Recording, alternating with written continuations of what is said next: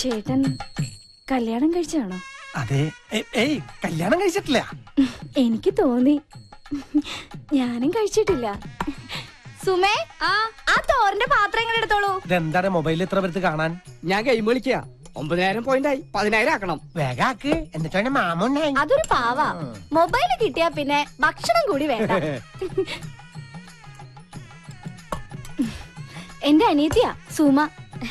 ഈ വെളുത്ത ചോറിന്റെ മുൻപിലിരിക്കുന്ന ചേട്ടനെ കാണുമ്പോ എനിക്ക് ഭയങ്കര സന്തോഷം തോന്നുക.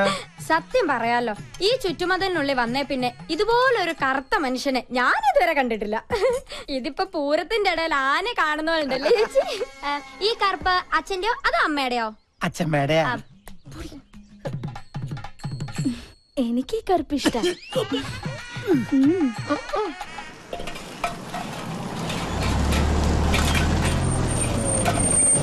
Good morning. Good morning.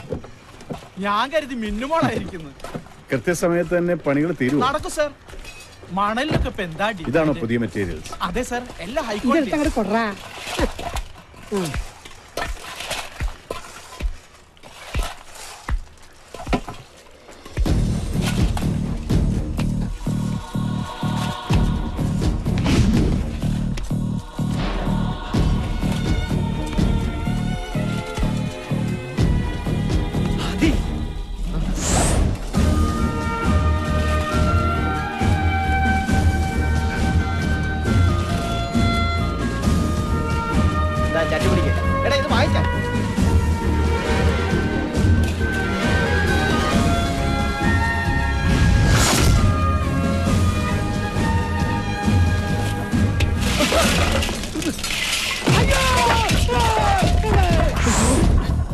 Antony, വണ്ടി എടുക്ക.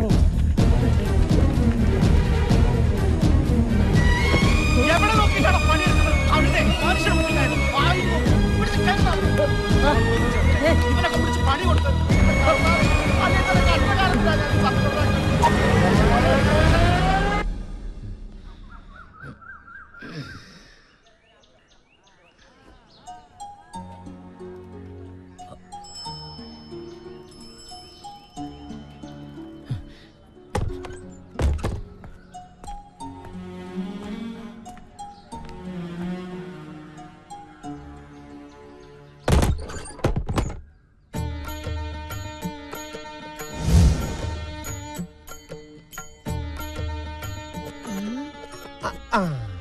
ഞാൻ സത്യശീലൻ. പക്ഷേ ഇത് ഞാനല്ല. യഥാർത്ഥ ഞാൻ കണ്ടു പേടിക്കണ്ട. കൈരേഖ നോക്കി സത്യസന്ധമായി ലക്ഷണം പറയുന്നതിന് ലക്ഷണം കെട്ടവന്മാർ എനിക്ക് തന്ന ദക്ഷിണകളാണ് ഇതെല്ലാം. മൊത്തത്തിൽ നാട്ടുകാരുടെയും എന്റെയും സമയം ശരിയല്ല. എന്നാലും ഞാൻ സത്യമേ പറയൂ. നിങ്ങൾ ആദിത്യന്റെ അപ്പനല്ലേ? അതെ. അവൻ ഇവിടെ ഇല്ല എന്ന് പറയാൻ എന്നെ ഏൽപ്പിച്ചു. അതൊരു സത്യം. പക്ഷേ ഞാൻ കള്ളം പറയുകയില്ല. അത് മറ്റൊരു സത്യം. അവന്റെ അകത്തുണ്ട്. അതാണ് സത്യം.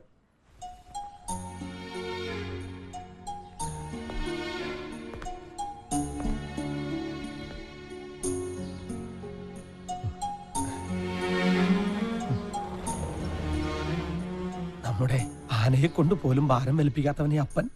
എന്നിട്ടും നീ, ഞാനും ലക്ഷ്മിയും നിന്നെ വെയിലും മഞ്ഞും കൊള്ളിക്കാതെ വളർത്തിയതല്ല മോനെ. എന്നിട്ടും എനിക്കിതൊന്നും സഹിക്കാൻ പറ്റണില്ല. കുഞ്ഞിനാളിൽ അപ്പന്റെ മാറിലും വലുതായിപ്പോ അപ്പന്റെ മനസ്സിലും വളരായിരുന്നു. തലയോളം കടം വന്ന് കയറിയിട്ടും ആന്റണി പതറിയില്ല. പക്ഷെ എന്റെ മോനെ അവിടെ കണ്ടപ്പോ അപ്പന്റെ മനസ്സ് തകർന്നു പോയിടാ. അപ്പൊ എന്നൊന്നും പറയരുത്. ഏയ്, എന്റെ മോൻ അപ്പനൊന്നും പറയില്ല കേട്ടോ. എന്റെ മോൻ വെയിൽ കൊണ്ടിട്ടേ അപ്പനെ പോലെ കറുത്തു പോരുത്. അത് ഈ അപ്പന് സഹിക്കില്ല. ലക്ഷ്മിയുടെ നിറ മോന്.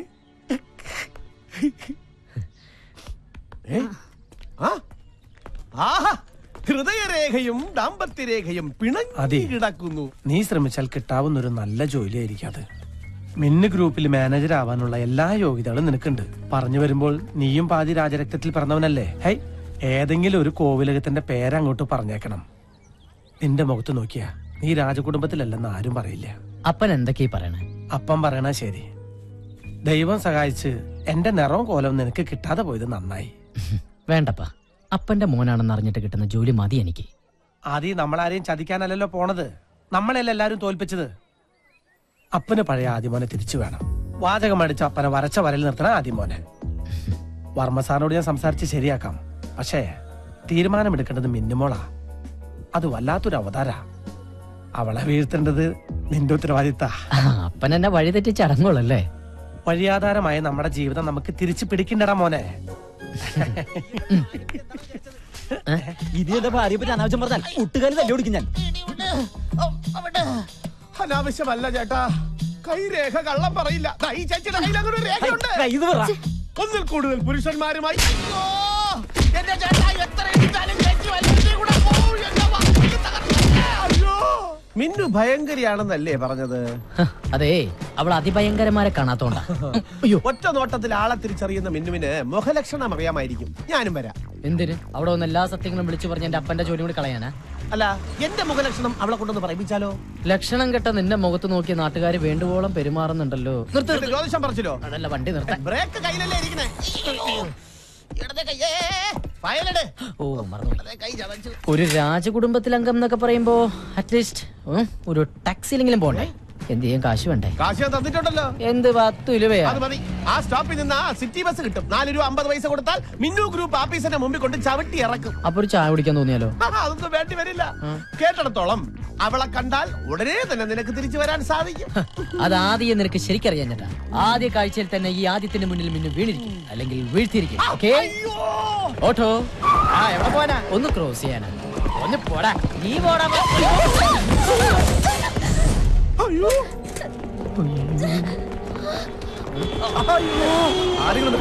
എവിടെ നോക്കിയാടി ആളെ കൊല്ലി വണ്ടി ഓടിക്കണത്? മുഖത്തൊരു കണ്ണട ഉണ്ടല്ലോ, എന്നിട്ട് കണ്ടില്ല? നിങ്ങളല്ലേ ശ്രദ്ധിക്കാതെ റോഡ് ക്രോസ് ചെയ്തത്? സ്കൂട്ടർ ഓടിക്കുമ്പോ ദിവാസ്വപ്നം കണ്ടിരുന്നാലേ കാൽനട യാത്രക്കാരെ കാണില്ല. നീ എന്താ നോക്കി പിടിപ്പിക്കണേ?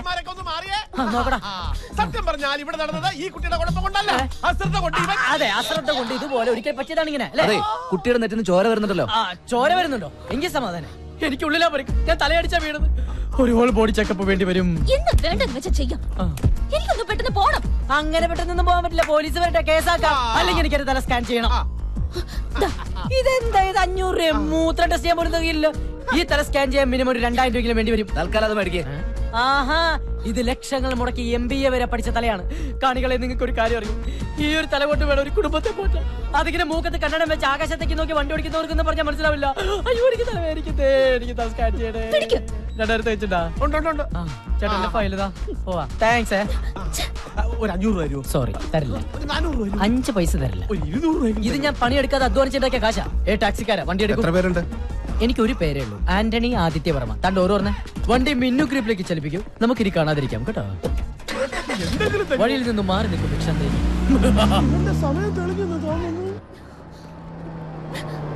ഡ്രൈവർ, വണ്ടി ഒന്ന് സ്തംഭിപ്പിക്കൂ.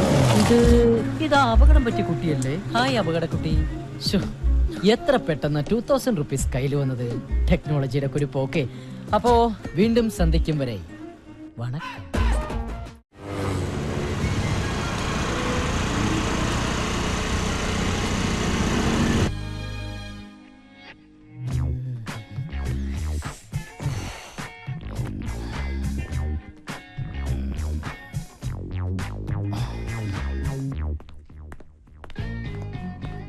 ഓ, നീ ഇവിടെയാണോ ജോലി ചെയ്യുന്നത്? എന്നാ നിന്റെ ശനിദശ തുടങ്ങി മോളെ.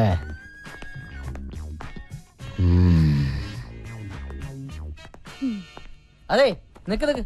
ഇപ്പൊ സമയം എത്രയായി? കൃത്യനിഷ്ഠ, സമർപ്പണം, ആത്മാർത്ഥത, ഈ വക സ്വഭാവ ഗുണങ്ങൾ വാങ്ങുന്ന ശമ്പളത്തോട് കാണിക്കണം. അല്ലെങ്കിൽ കിട്ടുന്ന ശമ്പളം നാട്ടുകാർക്ക് സ്കാനിങ്ങിനും എക്സ്റേക്ക് കൊടുക്കാനേ കാണൂ. മൂക്കിലൊരു കണ്ണട വെച്ചത് കൊണ്ട് മാത്രം ഇവിടെ ഒരു പെണ്ണും ഇന്ദിരാഗാന്ധി ആയിട്ടില്ല. കണ്ണുരുട്ടി പിടിപ്പിക്കാതെ പോയി അറ്റൻഡൻസിൽ ഒപ്പറി. പേടിച്ചു പോയി പാവം. വെൽട്ടൻ ആദിത്യവർമ്മ. വെൽട്ടൻ. പേരാദിത്യവർമ്മ, രാജരക്തത്തിൽ ജനനം, എന്റെ കൈകൊണ്ട് മരണം. Adityavarma. Yes.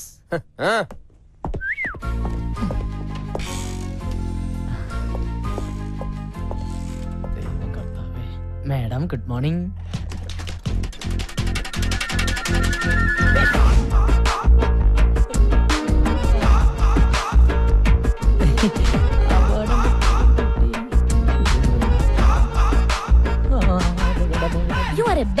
Charming artist. Thanks. ആണോ? മുഖത്ത് നവരസങ്ങൾ ഇങ്ങനെ അലതലകയല്ലേ? ഇടയ്ക്ക് ഇങ്ങനെ തല്ലാറുണ്ട്. കലാമണ്ഡലത്തിൽ പഠിച്ചിട്ടുണ്ടോ? Oh my god. ആ രൂപ വേണ്ടല്ലേ? ടെക്നോളജിയുടെ ഒരു പോക്കേ. ആളറിയാതെ പറ്റിയതാ. ഇരിക്കാനല്ലേ പറഞ്ഞേ? ആ സർട്ടിഫിക്കറ്റ്സ് ഇങ്ങ് തരൂ. എല്ലാ സർട്ടിഫിക്കറ്റ്സും ഉണ്ട്.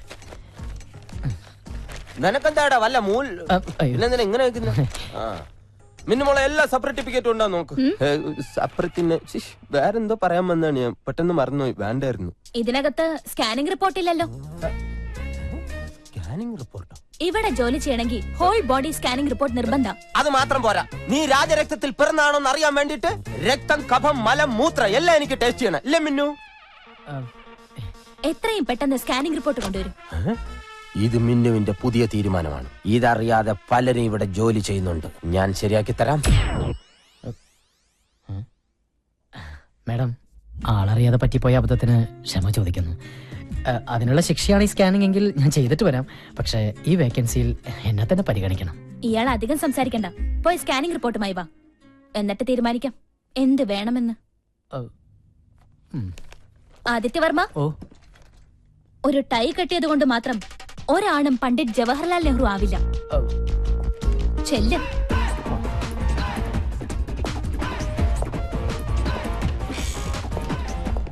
മേഡം, ഇതുവരെ ഇല്ലാത്ത ഓരോ നിയമങ്ങൾ കൊണ്ടെന്ന് ഞങ്ങൾ വലഞ്ഞു പോട്ടാ. എനിക്കാണ് ഈ ഹെർണിയുടെ അസുഖങ്ങളിൽ ഒരാഴ്ചയായിട്ട് മൂത്രം പോട്ടില്ല.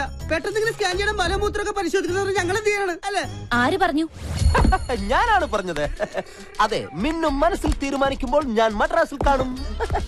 നിങ്ങൾ ചെല്ലും.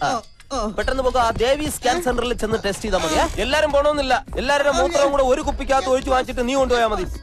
സ്കാൻ ചെയ്തില്ലെങ്കിൽ എല്ലാത്തിന്റെ ഇൻക്രിമെന്റ് കട്ട് ചെയ്യൂന്ന് പറഞ്ഞപ്പോ സത്യം എല്ലാരും പേടിച്ചു പോയി. മഞ്ജുലേട്ടൻ പോ. അല്ല, എനിക്ക് കുഴപ്പമൊന്നുമില്ല, ഞാൻ ടെസ്റ്റ് ചെയ്തേ. ശരി.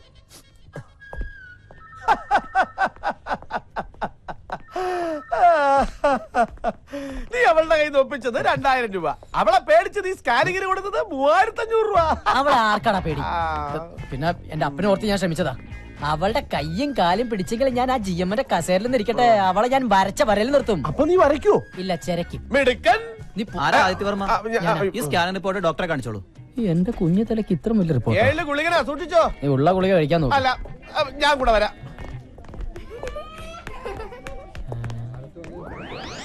ഇതെന്താ ബീവറേജിന്റെ ക്യൂ? ദേ, ഒരു ചെറിയ നീണ്ട ക്യൂ ആയതുകൊണ്ട് പെട്ടെന്ന് അങ്ങോട്ട് പോവാ. ഇനിയിപ്പോ എന്ത് ചെയ്യും? ഒരു ഐഡിയ ഉണ്ട്. കൂടെ നിൽക്കണം. ജ്യോതിഷം പോലെ കുളമാക്കരുതേ. വാ. എന്തൊരു വിധി! കപട രോഗിയെ ഒറിജിനൽ രോഗി തള്ളുന്നു. അയ്യോ, അതെ അതെ. ഇതെന്തോന്നു? മരുന്ന് കുടിക്കാം നമ്മള്. ചോര. അയ്യോ, എല്ലാവരും ഒന്ന് വഴി മാറണേ. ഒരു രോഗിയാണേ, അപകടത്തിൽ തല ചെതറിയതാണേ. ഒന്ന് വഴി മാറണേ. എവിടെ നോക്കിയാണ് വണ്ടി അതെ, ഞാൻ കണ്ടില്ല. എന്നാ ഞാൻ കണ്ടു. എടാ നീ എന്റെ ചേച്ചി, അപകടത്തില് തലച്ചോറ് നെയ്ച്ചോറായി മരിക്കാറായ ഒരു രോഗിയാണ്. ഒന്ന് പെട്ടെന്ന് മാറും. ഒന്ന് ആന്റണിയുടെ മകൻ ആദിത്യനല്ലേ? എന്റെ കർത്താവേ, ഈ ചെറുക്കന് ഇതെന്തോ പറ്റി? അയ്യോ.